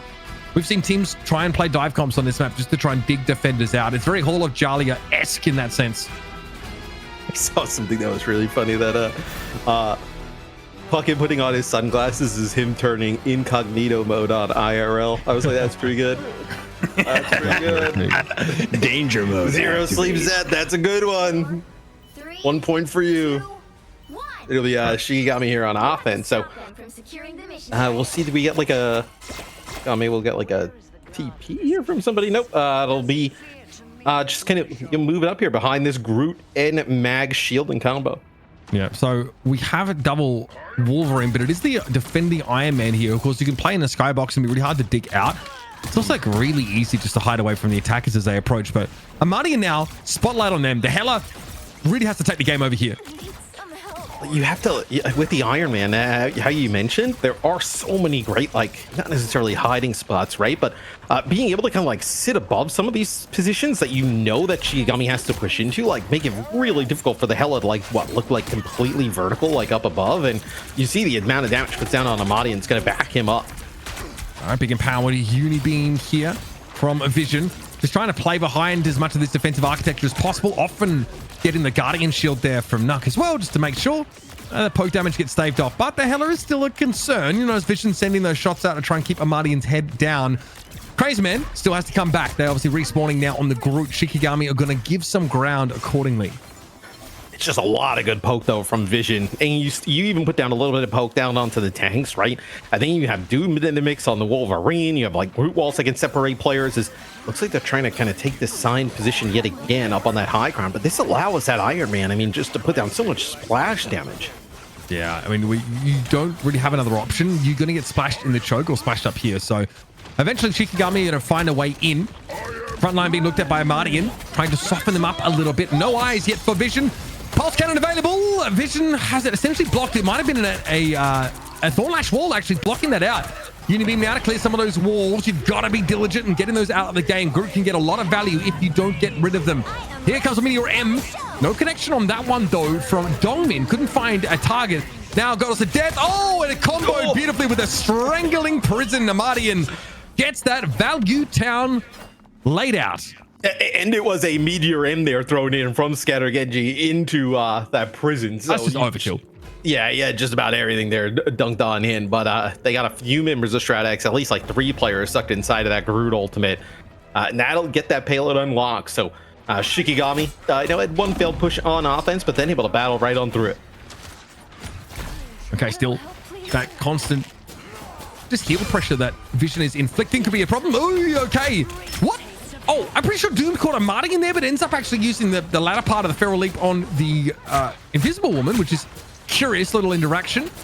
Either way, Mardian doesn't care. Shrug of the shoulders and back to flinging these knives. No real high ground here available to Shikigami, so they have to bully through for now and play this long game with the group walls. Love that crow form there for Mardian to get away from the pulse cannon, but Dinks wasn't quite so lucky. Yeah, just Dinks playing behind the body in there and ends up getting hit by it, and that's unfortunate because Dinks can be getting very close to the fate of both worlds. I wonder, can you play the Iron Man in this part of the map? I feel like in the, obviously the first point on that defense, it's like really good in terms of like the areas that you can play around. There's like a lot of spots where on the offense you can gain some of the high ground, right? You can like have some natural cover pushing around the corners. I think it's going to be much harder for Vision to play it here. I think you can still get value out of it. It's just you got to be a little bit more careful. I think once the symbiote gets a little further up, Matt, when attackers actually have like reasonable access to high ground, then it feels pretty bad. For now, it's okay. I think while they're still on this first lower corner, side, like when you turn, when you would eventually turn left, like that's where it would become pretty brutal. Yeah, that's where you basically don't have a huge height advantage just by default. For now, though, Shroud-X are trying to lock the game in this part of the map. Nice little self-bulwark there. Melophobia went for a drive-by, wasn't able to dig Dongmin out on account of that exact shield I mentioned. And there it is. Goddess of Death being popped now. A lot of focus fire, and yeah, this will soak up those projectiles well. 36 on the charge, and oh, Ricky! It has to have been 1 HP they get away with, Matt. Oh, I mean, like literally on the UI doesn't even have a health bar, pretty much. As gonna have to use the invisible barrier here, keep him and the rest of his team alive. They do end up losing Melophobia, and there's a nice grab there from Doom. Yeah, and Doom getting a lot of healing now. However, forcing out that strategist ultimate from Ricky. Here's the Strangling Prison coming into play now. Fidel's Fate of Both Worlds has expired. Dinks is about to as well. There's the last stand here for Doom. We're going to make use of it just yet. Wants to go in. Big connection there. Last stand claims 2. It's Dinks and Mardian tied together. Doom will be traded out by Melophobia, but he's done his job. Oh, yeah. I mean, grabbing 2 with that last stand. I mean, did a nice job just going in with the regular dash and getting Crazy Man. But then coming back with that ultimate, catching 2 players, just deleting them right away there towards the end of that. It's going to just buy Shroud-X some time. You have this a pulse cannon available here for Vision yet again. They do a nice job kind of like putting him up in the sky. Nook throws a barrier, and then he's able to get it off. Last time, he's able to take out Dinks. We'll see if he can find an angle to get somebody else. Shikigami still searching for that first map win since our map 1 of Hell's Heaven. It's been a little bit difficult for them. Gotta say, the Wolverine plays definitely caught my eye. Doomed and Melophobia locked in quite a battle. Good force physics. That's going to knock Melophobia back, despite the fact they had a bulwark on them. Here's a Meteor M. Again, Dinks goes down to half. Does force a bit of a retreat here for Shikigami. Unibeam, the extra damage is found there on Scattergangi's Vision. Is able to find that one shot to finish them off. Drop down, and we'll get that contact lens healing. Oh, it's they do a nice job keeping Vision yet alive. Again, like we were talking about before, like with Nook really playing a huge role in that, right? Being able to kind of use those barriers, make it very difficult to take that Iron Man out. Didn't even have to use the ultimate during that, right? So now you have a potential combination here on the board, right? Where Impunity can use that Groot ult, the Strangling Prison, combo that with the Iron Man ult, and you'd be sitting pretty there at that point if you're Shroud-X. Yeah, they would need some Groot walls in place already, or like a screen somehow from the Magneto stuff. Here it is. Crazy Man 91 caught. He does get an Ironwood wall off though, and there it is. Okay, Vision shut down by the Meteor Rim, which of course does suck up the projectile. And there's a great last stand from Melophobia. Catches 2 or 3 players. And Shikigami in overtime now have a crack at one more checkpoint, but Shroud actually going to return to the fight with Fate of Both Worlds ready. They desperately needed that though. I mean, that is the invisible barrier and that pulse cannon there from Vision, also with Impunity using that prison there. So those 3 big ultimates you were talking about for Shroud-X off the table here. Maybe Doomed goes big on the last stand. Here we go. All filtering out of the same doorway. First point of business is to clear these Groot walls, deny some of that extra damage on the interlopers. Both strategies, ultimates here for Shikigami. It's going to be a long fight either way. Vision knows it. Playing pretty safe now. Okay, so we have an early ultimate out from Dix. Ricky. Oh, Ricky's down! That's massive! That invisible boundary now no longer an option. Dude, perfect response. That's why you bring Wolverine. Denies the value from those proximity area of effect healing ultimates. And that is devastating. Shroud-X come up with the jackpot. You also had Fidel holding on that Fate of Both Worlds there a little bit longer for Shroud-X to just get a lot of value out of it, right? You go out onto the point there. Dinks is using the Fate of Both Worlds. You're able to just kind of hold it for just a little bit and then come in with a later one. And that's a huge difference maker as well, right? Having just an advantage, even with a few seconds of that Luna Snow ultimate, just turns tides in some of these fights. Here's your breakdown after that first round. I mean, Impunity is pretty insane. Great showing from them. Obviously 9 eliminations, 3 of those being final hits. Pretty important. Ricky somehow ends up with 5. Oh, hold on, we're moving the scoreboard around. That's why the numbers getting jumbled. There we go. Okay, no 5 hits. I was going to say that would have been really impressive. But yeah, Doomed and Vision looking very, very good. Doomed with the game-changing play there. Huge Wolverine ult. It feels like Impunity's definitely stepped up since map number 1, right? I think that's where obviously Shikigami takes their map, and Crazy Man does a great job staying alive during that. But it feels like after that, Shroud-X really doing a much better job in terms of keeping these tanks upright. Okay, so now Shroud-X know that that second checkpoint will secure them not just the game but the series, an opportunity to go up against FlyQuest, who they've given us some pretty great games against before. They actually won their last outing here on Fight Night, but it's been over a month since this Shroud-X team has returned. Previously, I think known as Intergalactic. They really sprung onto the scene in a big way. So, looks like they've been cooking. They've been working on stuff. They're now a real legitimate competitor. And Shikigami actually opted to go to that high ground to deny it from Shroud-X off the rip. Yeah, so we'll see now how you kind of play this for Melophobia. He's looking to maybe come around the corner, does not get anything. So you see these like Wolverines just go fishing constantly, right? Just trying to grab a tank on the other side. And that time you actually do get Crazy Man. So there's a nice grab there from Doom. That should set up Shroud-X to take this first point. Melo's got nowhere to go, really. Amadi, though, crucial here. High ground position as a defender. Doom comes calling Amadi and just gets flattened. Still, though, able to use Crow Form to stave off the Wolverine for now. You get a TP back here. It's scary. Crazy Man potentially using a TP here from Spawn. Gonna get back on the Strange. Doom's hunting Hela, looking for them. Impunity low. Melophobia brought down to the front line. Just no protection for the Wolverine. It's too face up. It's too obvious what they're trying to do. Here's the Goddess of Death now. Amadian, though, has to contend with the healing over time. He just pops out of this. There's no point. However, they drop down to the ground and realize that he's no more safe than they were up in the sky. Doomed will make mincemeat of them. And Shroud-X have a bunch of time. Being able to get those picks there, the first one set up by Doomed, right? Grabbing Crazy Man, and then once kind of things slow down a little bit, right? And both teams get back at full strength, right? Shikigami uses that TP to get back into the fight. Just getting another early kill, that time on the Melophobia. Just 2 early pickoffs in favor of Shroud-X. That allows them to take that first point, Mitch, with like really what you just end up using that invisible barrier. I mean, you hold on to a lot of these ultimates to kind of snowball through the second part of the map. Doomed there, making use of the fact that Impunity cranked a couple 90s for him. In advance, there it is. Last stand comes in. Looks like regenerative healing factor had to be popped there. A little bit dicey for Doom, but now the healing's going to come back in. That's on cooldown now for over a minute, though.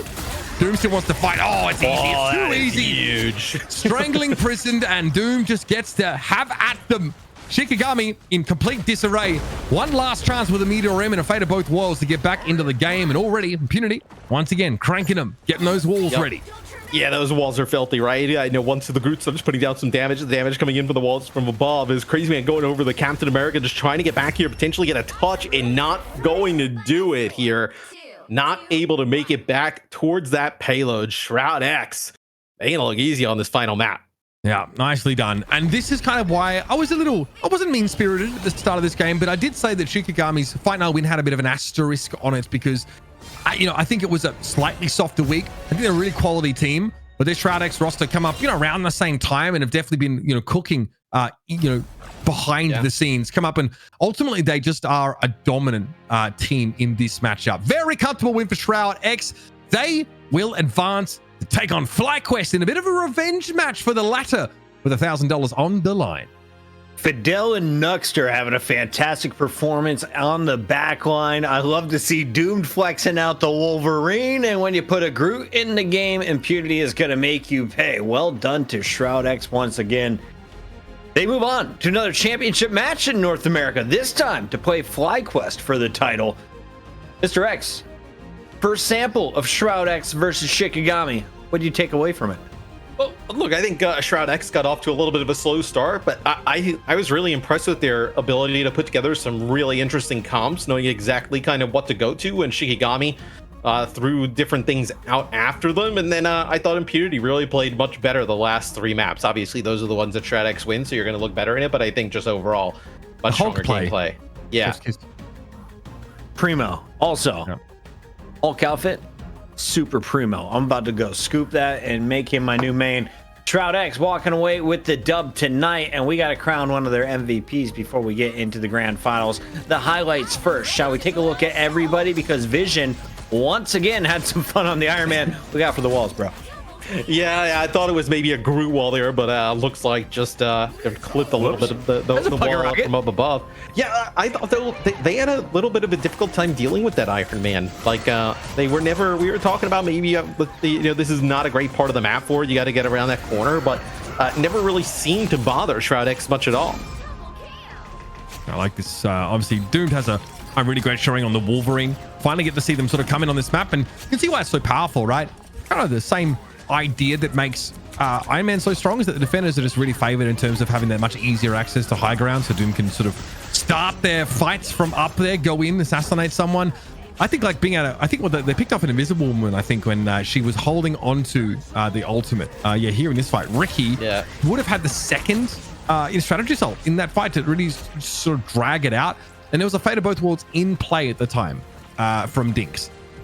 Really important that you can do that, especially back when it was like Loki and Luna constantly, which would have been in this series if they weren't banned, but it's really important to have Wolverine just to sort of take someone out of that area of effect healing and quickly blow them up.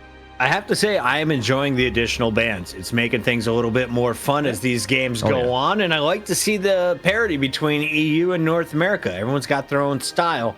You don't have to have the cleanest game as long as your all economy is on point. That's what I'm taking away from the Challengers matchup. Sometimes the cleanest games aren't the funnest games, right? No, we want muddy. We want I want Jeff dirty. Yeah, just spitting on people, eating his whole team. I want chaos, front line, back line, no line, back to front, inside out, upside down, inside out, left down, left right. I was trying to find out, do we have one more MVP video, or do we only do that for champs? No, we're gonna do it. We're gonna do it. We'll definitely talk about our play of the match here. I'm very excited. My MVP was Chris Puckett, I think. Yeah. What is that you have? What is that? Why is that? Why is that nodding at me? What is you guys don't have ergonomic wrist pads? I don't know what that is. Oh, it's a wrist pad. Oh, okay. Okay. I just don't know many people who just flap around their wrist pad. Is that like a keyboard? It's for your keyboard, right? I have one of those, but it's wooden. Yeah. In a wooden one? What? It's Are you from Japan? No, it's just kind of cool. Look at it. It's wood. They use classic tools, Matt. Have some respect. Yeah, come on, man. That's so irreverent of you, bro. Well, Jeez, Like, let's take a my look. respect is not your culture, brother. Deserving all of your respect right now. He goes by the name of Doomed. He has a great Punisher, but his Wolverine got him some of the final highlights. Let's start at the top, though, with this Psylocke. He's spitting these little sharp things, and he turns into a butterfly, and then he evolves into the super soldier, I man. forgot about this.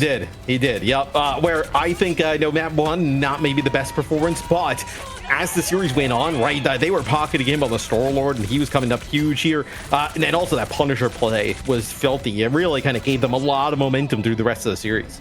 You know, yeah, well, we're like giving Doom their flowers. I think well deserved. Like some of these last stands were perfect.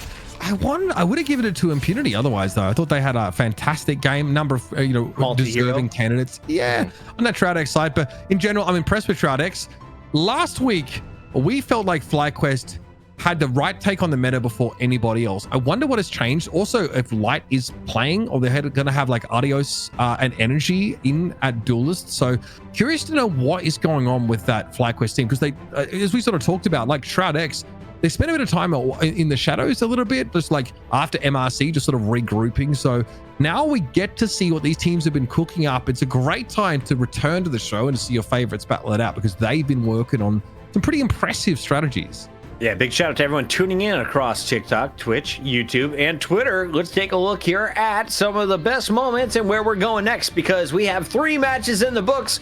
4th one is coming up. 5 hours later, FlyQuest finds out that they are playing Shroud-X. Mr. X, pre-match prediction. Do we get our first game 5 of the night? I don't think so. I think you're looking at like a 3-1 here potentially for FlyQuest. That's kind of what I would put on the books here. Do you think there's any chance they play worse than Golden State is right now against Minnesota? I'll let you check in on your basketball. I know you're obsessed with men dribbling round orbs. We'll be back with more Rivals Fight Night after this. Men dribbling, you have me at that, honestly.